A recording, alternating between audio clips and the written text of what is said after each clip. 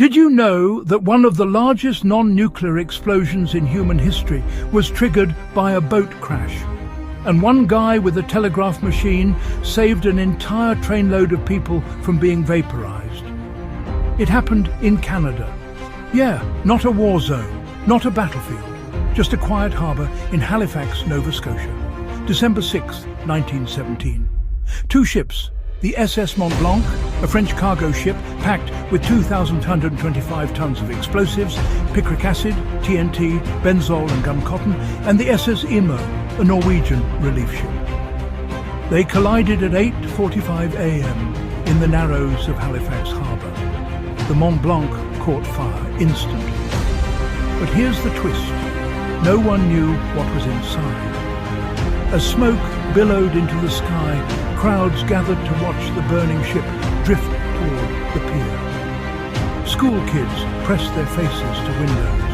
Dock workers stood frozen. And just a few blocks away at the Richmond train station, a 45-year-old telegraph operator named Vince Coleman realized something terrifying. A passenger train, the number 10 from St. John, was barreling toward Halifax. It was due in minutes, and the tracks ran straight into the blast zone. So what did Coleman do? He stayed. While everyone else ran, he sat at his desk and tapped out a message over and over again. Hold up the train. Ammunition ship afire in harbour, making for Pier 6 and will explode. Guess this will be my last message. Goodbye, boys. He sent it again, and again, and again. Why didn't he leave? Why didn't he run? Because he knew that train carried nearly 300 people, and if it rolled into the station, they'd be dead before they even stepped off. At 9:04 a.m., the Mont-Blanc exploded. The blast flattened 2 square kilometers of Halifax. It shattered windows 80 kilometers away.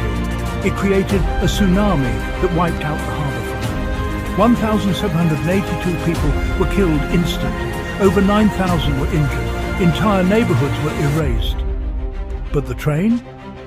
It stopped. Coleman's message got through. The conductor hit the brakes just in time.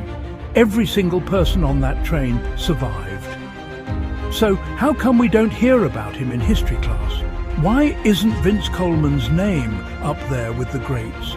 Maybe because he wasn't a general or a president. He was just a guy doing his job. A guy who saw danger coming and chose to act, even when it meant certain death. And here's the kicker. That explosion changed everything.